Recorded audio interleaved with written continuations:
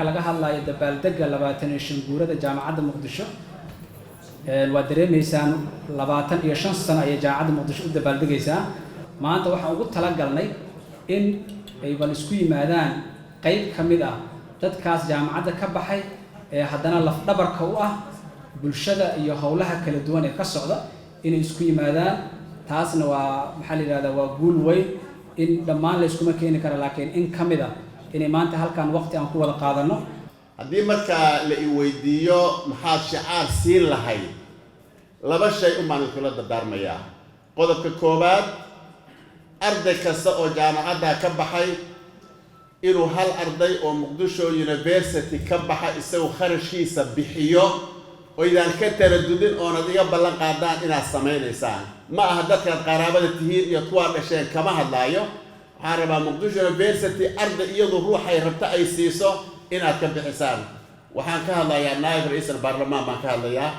haddaad magacada gacanta ii taagto waad ku maasanta iyo wasaaradda kale intaba marka madaxdiina raaca qodobka labaad bay'adeena waa la burburiyey jaamacadda waxay beertay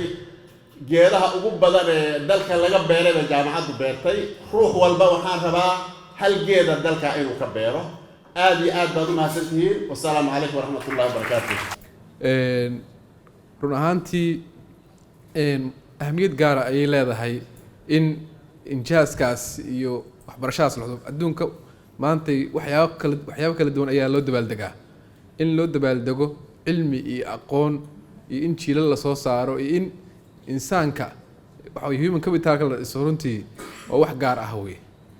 runtii anigu jaamacadda Muqdisho waxa way waayaheygii waxay leedahay dareen gaara iyo xasuus gaara ay leedahay si gaar ah bahda jaamacadda Muqdisho ayaan muddo dheer ka tirsanaa runtii dhammaan oo mahad celinaya mas'uuliyiinta jaamacadda runtii dhammaan khariijiinta jaamacaddan waxaan leeyahay munaasabadahan oo kale waa munaasabad aad u waaweyn waxay muujinaysaa capacity-ga iyo isku xirnaanta iyo inta ay awooddan lagta ay muujinaysaa waxaan ku soo gunaanadayaa ballanqaadkii halkan doctorka uu waxa weeye waana ballan qaadnay qofkii aan ballan qaadnay geedkii aan beerayna insha Allah waxa weeye wixii intaas wabiyarta haddii ka badan loo dirana diyaar baan nahay aad iyo aad gudoomiye ku-xigeenka baarlamaanka xildhibaanada labada gole golaha wasiirada gudoomiyihii hore ee jaamacadda ku-xigeenka golaha sare ee jaamacadda waa gudoomiyihii hore ee jaamacadda ku-xigeenka gudoomiyaha golaha sare dhammaan ka soo qaybgalayaalka ay ugu horeeyaan bahda cadaaladda bahda ganacsatada bahda warfaafinta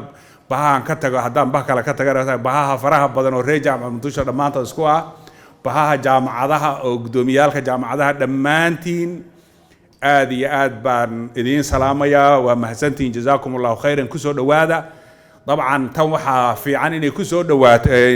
inoogu xigto ilaahay idankiis mu'tamar weyn oo maalmo soconaya ilaahay idankiis meel weyn sidoo sheegay xildhibaankeenna maaragtay ugaaskeena beerey meel weyn oo jaamacadda Muqdisho ay leedahay ama istaadiyo weyn oo caam ah la isugu wada yimaado oo maalmo qaadan doona ama naadi ay jaamacaddu leedahay oo khariijiinta magacooda lagu magacaabo ama hotel jaamacadda leedahay oo lagu magacaabo maxaan ku yiraahdaa khariijiinta iyo usarkooda iyo discount intii loogu sameeyo ay iyagu magacooda ku qoran yahay insha Allah meelo waaweyn ilaahay idankiis baan isugu imanaynaa waqtiga oo yar daraadi aniga hadda hadal maadaama waqtigiina uu yar yahay waxaan ku soo dhaweynayaa si inoogu soo khatimo gudoomiye ku-xigeenka golaha shacabka Soomaaliyeed ee federaalka ah mudane Cabdullaahi Cumar Abshirow soo dhawow gudoomiye jazakallahu khayran sad inoogu soo xidhay farxada ii tahay maanta inaan soo hor istaago bahdii jaamacadda Muqdisho intaan manihi aad u tiro badanahay xildhibaano iyo wasiirro badan maxay ilaa waxaan ka hadli karaa dhinaca siyaasadda dad badan ka maqan waxaana kamid ahaayeen wasiiradaas iyo xildhibaanaas maanta maqanay kuwa maanta jooga wadanka heerka maanta uu gaaray dadka ka soo shaqeeyay kamid yihiin siyaasadaha kala duwan ka shaqeynayay markaan ka hadalno markii ugu horeysa horta waxaan rabaa inaan u hambaliyeeyo sanad guurada 25-ka rubuc qarniga ah ee jaamacadda Muqdisho ay gaartay iyo intaas ardayda ay soo saaraysay oo maanta naloo soo bandhigay 10,000 ka badan iyo kuwa hadda dhigta 10,000 hadda dhigta dhammaan waxaan idin leeyahay hambalyo waxaan dhammaan isku hambaleynaynaa sanad guuradan rubac qarniga ah waxaan u rajaynayaa insha Allah qarniyo kale inay jirto